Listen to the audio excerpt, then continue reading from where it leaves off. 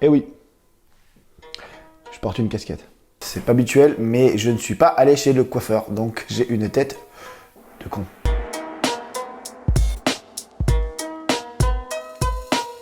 Vous me voyez assis là et vous vous dites, ce mec, il a des choses à nous dire. Oui. Pourquoi? Parce que, au vu de toutes les questions, de nombreuses questions que vous me posez sur les réseaux sociaux, quand vous me rencontrez en convention ou dans les commentaires des vidéos, et malheureusement, au vu du nombre de commentaires où il y a marqué « Fake, c'est faux ce que tu fais en hypnose », j'ai bien compris que certains d'entre vous avaient un manque de connaissances au niveau de l'hypnose. C'est pourquoi je vous ai demandé il y a quelques jours de m'envoyer sur Twitter vos questions. J'en ai reçu plein, j'en ai trié quelques-unes histoire qu'il n'y ait pas de redondance, histoire que ce soit pas trop chiant à regarder. Et je vous explique ça tout de suite. Pierre, comment savoir si on est réceptif à l'hypnose? Continue, j'adore ce que tu fais. Ça tombe bien, j'adore ce que je fais aussi. Pour répondre à ta question, comment savoir si on est réceptif à l'hypnose? Tout simplement parce qu'on est tous réceptifs à l'hypnose, sans exception. L'hypnose, c'est un état naturel qui se situe entre l'éveil et le sommeil. C'est le point de bascule entre l'éveil et le sommeil, comme je l'ai déjà dit plusieurs fois. Donc, tout le monde est réceptif à l'hypnose. Donc, Zeus, je te rassure, tu es réceptif à l'hypnose. Blue Dragon Jade qui nous dit « J'adore tes vidéos, merci. Et j'ai beaucoup de questions à te poser, mais j'ai pas Twitter. » Oui, alors, je vous ai dit que je prenais sur Twitter. J'en ai aussi pris quelques-uns dans les commentaires du post YouTube, pour ceux qui n'ont pas Twitter, effectivement. L'hypnose peut aider sur certains tocs du quotidien ou petits problèmes qui ont des répercussions sur la santé, tics de parole, ronger les ongles, anxiété, insomnie. Oui, l'hypnose peut aider à traiter plein de maux, à commencer par les addictions, quelqu'un qui va être addict à la cigarette, qui va être addict à se ronger les ongles. Après, la seule chose qui va être importante en hypnose, c'est de savoir d'où vient le trouble, d'où vient le bug. Parce que l'hypnose ne va pouvoir aider la personne que si on connaît la source. Si on ne connaît pas la source, ça va être sur du court terme. Je donne un exemple tout bête, mais quelqu'un qui est traumatisé par les ascenseurs, on va pouvoir effacer la peur, mais il suffira que la personne revoie un ascenseur ou se retrouve carrément à nouveau bloqué dans un ascenseur pour que la peur redémarre, parce que forcément on n'est pas allé chercher le problème à la source. Ilyes Ramzi qui se plaint de ne pas avoir Twitter, mais Ilyes, fais-toi un compte Twitter. D'ailleurs, moi j'ai le mien que je vous pose ici. N'hésitez pas à aller vous abonner. C'est pas normal d'avoir plus de 100 000 personnes sur YouTube et d'en avoir moins de 2000 sur Twitter. Allez vous inscrire. En combien de temps on peut apprendre à hypnotiser les gens? J'ai envie de dire, ça dépend de ce que tu veux faire. Si tu veux une formation complète d'hypnose pour devenir un hypnotiseur, que ce soit hypnotiseur de spectacle ou praticien en hypnose, il va te falloir environ entre 1 an et demi et 3 ans de formation selon le temps que tu peux y consacrer, puisque ça se fait sous forme de petits modules. Voilà, on fait des modules, on rentre chez soi, on assimile, on s'entraîne sur la famille, les amis, hop, on retourne en formation, on refait un petit module, on revient, tout ça. Ça, c'est quand ça se passe en formation et dans une formation, on va dire, agréée. Si par contre, tu veux savoir combien de temps il faut pour qu'une personne passe de ce stade-là à ce stade-là, et il faut à peu près une après-midi, mais parce que ça, ce n'est pas l'hypnose. Ça, c'est ce que moi et d'autres hypnotiseurs, on vous montre pour créer cette sensation de spectacle. Je fais du spectacle, il faut que ce soit spectaculaire, et voir quelqu'un qui est ici, qui discute avec toi, qui tombe d'un coup comme ça, forcément c'est beaucoup plus spectaculaire. Voilà pourquoi on utilise ça en spectacle. Mais ce n'est pas l'hypnose, c'est un des stades hypnotiques, c'est une des choses que l'on peut faire avec l'hypnose, mais c'est pas toute l'hypnose. Donc voilà, pour apprendre à faire ça, une après-midi à un week-end maximum, pour devenir réellement hypnotiseur, que ce soit de spectacle ou pour aider les gens, il faut compter minimum 1 an et demi. Morgane qui nous dit une question: pourquoi certaines personnes comme moi ont du mal à revenir en état normal, même après une simple séance de relaxation ou un moment de yoga, et que se passerait-il lors d'une séance d'hypnose? Pourquoi des gens reviennent plus facilement que d'autres? On ne peut réellement pas l'expliquer. C'est-à-dire, comme je vous l'ai expliqué déjà, l'hypnose, c'est le point de bascule entre l'éveil et le sommeil, et donc on va placer les gens ici. Il y a des gens qui vont revenir très très vite.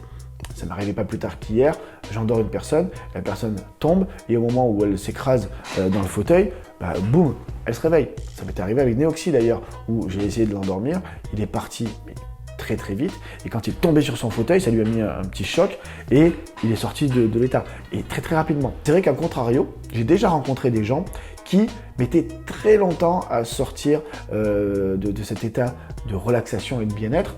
Il reste très longtemps dans cet état-là et on ne peut pas savoir pourquoi. Ça dépend de chaque sujet. Et donc, pour répondre à ta question, que se passerait-il lors d'une séance d'hypnose pour toi, Morgane? Mais je ne sais pas. Je ne sais pas parce que chaque personne est différente. Et c'est ça qui est compliqué en hypnose, c'est aussi de savoir s'adapter à chaque sujet qu'on va rencontrer. Clément qui nous dit « L'hypnose, on l'a dès la naissance ou on peut l'apprendre ?» Ça m'intéresse, sinon j'ai hâte de voir ta vidéo. Bah, tu es en train de la regarder. L'hypnose, non, on l'a pas dès la naissance parce que justement, ta deuxième partie de proposition est bonne, on l'apprend. Il n'y a pas de pouvoir d'hypnotiseur. Souvent dans mes vidéos, je dis un grand pouvoir implique de grandes responsabilités. C'est vrai, mais c'est vrai au sens, quand tu as quelqu'un qui est pleinement conscient en face de toi et qu'en quelques secondes, la personne se retrouve allongée par terre dans un état de conscience modifié, même si techniquement c'est pas un pouvoir, même si c'est pas quelque chose que j'ai reçu à la naissance, voilà, dans ce sens-là, il n'empêche que c'est un pouvoir au sens une possibilité de faire des choses sur quelqu'un. Et donc ça implique des responsabilités. Mais c'est pas un pouvoir et on n'est pas hypnotiseur, on le travaille, on l'apprend, on le devient. Ménélique 2 qui demande « Peux-tu hypnotiser à travers une vidéo? Et si oui, peux-tu nous faire un exercice simple d'hypnose sur ta chaîne ?» Ça fait deux questions en une, Ménélique. Mais Ménélique, ça me rappelle. Tu es la seule qui m'aille, je te le dis sans faille. Ouais, j'adore. Est-ce qu'on peut hypnotiser par vidéo? Alors, oui et non. Si par vidéo, tu entends les vidéos qu'on trouve sur YouTube où il y a une spirale qui se passe ou des lumières qui clignotent et avec une voix qui essaie de relaxer ou une musique, non, ça va être de la relaxation et ça ne pourra pas vous hypnotiser. En tout cas, pas si vous n'avez jamais fait d'hypnose de votre vie. Si on parle de vidéo, si moi je mets en place tout ce que je fais en spectacle là face à la caméra, ça va marcher, mais ça va marcher sur moins de 10% des gens. Parce que il faut partir du principe que, comme je l'ai déjà dit, l'hypnose doit s'adapter au sujet et l'hypnotiseur doit s'adapter au sujet. Et là, avec la vidéo, on ne peut pas s'adapter du tout. Ça veut dire quoi? Ça veut dire que si par chance, la personne qui regarde la vidéo a son système qui se cale sur ce que je suis en train de dire, alors oui, je vais pouvoir l'endormir par vidéo. Sinon, ça ne marchera pas. Et est-ce que je peux faire un exercice simple d'hypnose sur ma chaîne comme ça? Non. Pourquoi? Parce que j'ai conscience que si j'essaye de vous endormir à travers la vidéo, oui, ça va marcher sur quelques personnes, mais je ne serai pas là pour entretenir l'hypnose et réveiller les gens correctement. Ça ne veut pas dire qu'ils vont courir un danger, pas du tout. L'hypnose, c'est pas dangereux. C'est l'hypnotiseur qui pourrait être dangereux, mais l'hypnose, en tout cas, n'est pas dangereuse. Mais il n'empêche que si tu te retrouves chez toi et que tu te réveilles dans de mauvaises conditions, tu peux, et il y a eu des exemples, te sentir un peu mal derrière, avoir des nausées, faire des petits malaises pendant quelques temps. C'est pas très grave, mais c'est relativement désagréable. Et voilà pourquoi je ne veux pas faire de vidéos comme ça sur ma chaîne, parce que je risque de créer des sensations désagréables sur certains d'entre vous, et ça, je veux pas. Amdi qui me dit, quand tu hypnoses quelqu'un, est-ce qu'après la personne se souvient de tout ce que tu lui as fait faire? Première chose, Amdi, je vais te dire, on ne dit pas hypnose.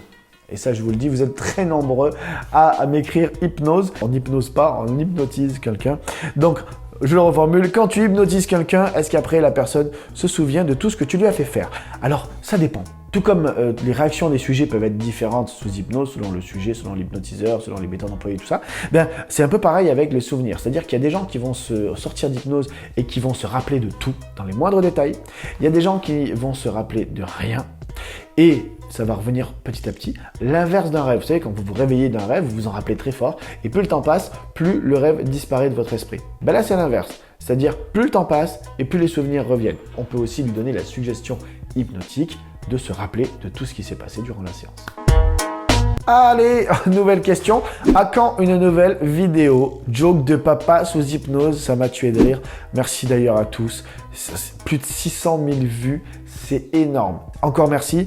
Et je réponds à ta question. Ce sera la dernière réponse que je donnerai, ce sera celle-là. J'y reviens tout à l'heure. On passe à la suite. Bébé Goldie me dit, est-ce que tu peux t'hypnotiser toi-même? Oui, on peut s'hypnotiser soi-même, ça s'appelle l'auto-hypnose. Et c'est d'ailleurs la première chose qu'on va apprendre quand on veut hypnotiser des gens. Tu ne peux pas faire subir à quelqu'un quelque chose que tu ne maîtrises pas sur toi-même. Donc voilà, apprends d'abord l'auto-hypnose et après tu pourras justement apprendre à hypnotiser les gens. Donc voilà, l'auto-hypnose existe et oui, on peut s'hypnotiser soi-même. Ah, une question qui revient assez souvent, comment débuter en hypnose? Pour moi, la meilleure méthode pour débuter, ça va être tout simplement d'aller dans une librairie et d'acheter plein de bouquins bien sûr sur l'hypnose, pour pouvoir, donc déjà l'auto-hypnose, pour pouvoir connaître, prendre des connaissances. Il faut savoir qu'il n'y a pas une hypnose, une vérité absolue vis-à-vis de l'hypnose. Il y a un hypnotiseur, il y a des sujets. Et il va falloir justement apprendre beaucoup de choses de manière à ce qu'on puisse s'adapter à chacun des sujets. Lire le maximum de livres qui donnent des petits conseils, des petites techniques et qui apprend justement l'hypnose. Ça, c'est la première chose. La deuxième chose, une fois que tu as fait ça, une fois que tu es formé, une fois que tu as tes propres connaissances, alors à ce moment-là, tu vas pouvoir rencontrer d'autres hypnotiseurs et mettre tes connaissances en commun. Et tu vas te rendre compte que tu vas tomber sur des gros charlots comme des gens super intéressants qui vont t'apprendre de belles choses. Voilà, moi c'est comme ça que j'ai appris. J'ai appris, d'abord on m'a un hypnotiseur qui a commencé à me former quelques bases, puis j'ai lu des livres. Et une fois que j'ai eu toutes les connaissances, donc les bases plus le perfectionnement entre guillemets, eh bien j'ai rencontré d'autres hypnotiseurs et c'est comme ça que j'ai progressé. Paul Hart, est-il possible de se faire hypnotiser sans s'en rendre compte ou contre son plein gré? J'ai envie de te dire oui et non. Techniquement, non, on ne peut pas se faire hypnotiser sans s'en rendre compte. Ça, c'est vrai, on ne peut pas se faire hypnotiser sans s'en rendre compte. Il faut que pour rentrer en phase hypnotique, que tu sois d'accord de rentrer en phase hypnotique. Tu peux mentaliser les gens sans qu'ils s'en rendent compte et utiliser contre eux la PNL. Non, toujours pas. La PNL va te permettre de mettre des ancrages dans le subconscient des gens sans qu'ils ne s'en rendent compte. Donc, c'est pas l'hypnose. À côté de ça, est-ce qu'on peut se faire hypnotiser contre son gré? Oui. Si on s'est déjà fait mettre sous hypnose par un hypnotiseur et que l'hypnotiseur va ancrer, sous hypnose donc, l'endormissement sur un point du corps. Par exemple, admettons en appuyant sur l'épaule. Moi, quand je fais mes ancrages d'endormissement, vous êtes nombreux à me dire dans les commentaires « c'est du fake, ça va trop vite ». Non, c'est juste que avant, j'ai ancré l'ordre que quand le sujet regarde la paume de ma main, il part instantanément en état hypnotique. Certains ancrent sur l'épaule. Ça veut dire quoi? Ça veut dire que tu te balades dans la rue, hypnotiseur de rue, tu arrives, tu te fais hypnotiser, tout se passe très bien, on passe un bon moment, on rigole. Et admettons que la personne soit malveillante, bien elle va pouvoir venir te voir derrière et te dire « Ah au fait, je t'ai pas dit, tu vas te retourner ». Tes yeux vont capter que c'est la personne qui t'a hypnotisé, il va t'appuyer sur l'épaule et donc ton cerveau va forcément déclencher l'ancrage et donc déclencher la mise en état hypnotique. Et donc tu vas tomber net. Donc on peut dans ce cas-là aussi se faire hypnotiser contre son gré. C'est pour ça que j'arrête pas de vous dire, ne vous faites pas hypnotiser n'importe où par n'importe qui. Ah, une question de mon Clément. Ah, comment se fait-il que tes monteurs soient toujours aussi beaux? Eh bien, écoute, Clément, je dois t'avouer un truc. Maintenant, on se connaît depuis des années, mais mes monteurs sont aussi beaux parce que récemment, on a recruté Joss. J'ai vu quelques-uns de tes invités simuler le fait d'être hypnotisé, ça se voyait. Du coup, je me demande, est-ce que ce sont tout le temps des complices ou juste des personnes gentilles qui veulent rien gâcher? À part ça, tes vidéos sont cool. Elle m'a pris, elle m'a fait ou il m'a pris, c'est Nari Hari et j'ai envie de prendre un scud d'anthologie là. Alors, j'ai vu quelqu'un de tes invités simuler le fait d'être hypnotisé. Eh bien, sache que non, je n'utilise jamais de complice et non. Ce ne sont pas des gens qui veulent rien gâcher non plus. Et oui, je sais que c'est ce qu'on pense. Moi, le premier, comme je l'ai déjà dit, c'est ce que je pensais. Je pensais que l'hypnose, c'était soit des gens qui faisaient semblant, des complices, ou c'était des gens qui simulaient pour faire plaisir à l'hypnotiseur. Ça arrive. Attention, ça arrive. Hein. Il y a des gens qui sont très gentils, trop gentils. Ça ne marche pas sur eux. Ils ne sont pas réceptifs rapidement à l'hypnose que je suis en train de mettre en place. Et ils continuent à jouer le jeu. Mais je m'en aperçois et je stoppe tout de suite l'expérience pour eux, ça sert à rien. Ça, c'est la première chose. Et la deuxième chose, non, je n'utilise pas de complice parce que je vous respecte, je respecte les gens qui viennent me voir en spectacle. Et utiliser comme certains hypnotiseurs, il y en a qui le font, hein, je ne le dis pas, voilà, mais utiliser des complices sur scène, moi, ça me dérange. Ça me dérange au point que regardez toutes les vidéos d'hypnose que j'ai fait sur ma chaîne ou sur la chaîne des autres et vous verrez que vous ne verrez jamais deux fois la même personne sur les images parce que voilà, je mets un point d'honneur à n'utiliser aucun complice. Donc voilà, je prends toutes les précautions, jamais deux fois les mêmes personnes, jamais de complice. Et dès que je vois quelqu'un qui simule, que ce soit pour me faire plaisir ou pour se la raconter face à ses potes, on le met de côté. Salut Pierre, l'hypnose aide de plus en plus de monde dans le médical. Cependant, j'ai deux questions. Ah, toi tu es gourmand toi. Est-ce qu'il peut aider à l'amélioration des performances sportives? Et enfin, notre subconscient nous contrôle environ 95%. Est-il possible de réduire ce chiffre? Alors, on va traiter d'abord la deuxième question. Non, c'est pas possible de réduire le chiffre parce que c'est justement le subconscient qui gère et on va pouvoir induire des choses au subconscient, mais on va pas pouvoir lui faire baisser sa vigilance. Au contraire, quand on passe quelqu'un en état hypnotique, on va enlever le côté conscient au profit du côté du subconscient. Donc non, on ne peut pas faire baisser le chiffre. C'est vrai que le subconscient nous contrôle majoritairement, donc non. Mais l'autre question que tu me poses, est-ce que ça peut aider à l'amélioration des performances sportives? Et là, je vous mets un extrait de la vidéo que j'ai tournée avec Fit by Claire et en même temps, je vous explique. Ce qu'on a fait avec Clémentine, c'est qu'elle a fait un premier entraînement de sport sans hypnose. Et quelques heures plus tard, on a refait exactement le même entraînement sous hypnose cette fois-ci. Et on a pu augmenter ses capacités de 20%, ce qui est énorme. D'ailleurs, je vous mets la vidéo juste ici, si vous voulez aller voir la version intégrale de cette vidéo sur la chaîne de Clémentine. Chose promise, chose due, je réponds à ta question, Silveric. À quand une nouvelle vidéo joke de papa sous hypnose? Ça a été tourné, d'ailleurs je remercie tous les abonnés qui ont fait le déplacement. Il y en a même qui ont fait le déplacement depuis Paris, vous êtes des fous les gars, mais c'était énorme. Et je peux vous annoncer aujourd'hui que la vidéo joke de papa sous hypnose V2 sera ici sur la chaîne le 26 juin à 13 h. Ne la ratez pas. Voilà, j'ai répondu à toutes les questions. J'espère que cette vidéo vous a plu, j'espère que vous aurez appris des choses, j'espère que j'ai bien répondu à toutes vos questions. N'hésitez pas à me mettre en commentaire si vous avez d'autres questions, pourquoi pas préparer une deuxième FAQ sur l'hypnose grâce aux questions qu'il y aura en commentaire dans cette vidéo. N'oubliez pas de mettre le petit pouce bleu si ça vous a plu, de vous abonner, d'activer la petite cloche afin d'être prévenu de toutes les prochaines sorties. Et moi sur ce, je vous dis à très bientôt sur une prochaine vidéo ou sur les réseaux sociaux. Ciao, ciao.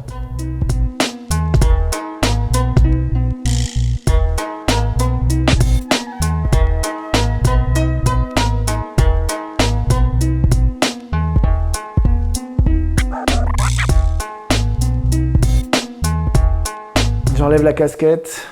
Ah bah c'est pas beau à voir. Si? Ouais, ça passe en fait, maman. Attends, regarde ça. Bah c'est un peu long quand même, mais bon.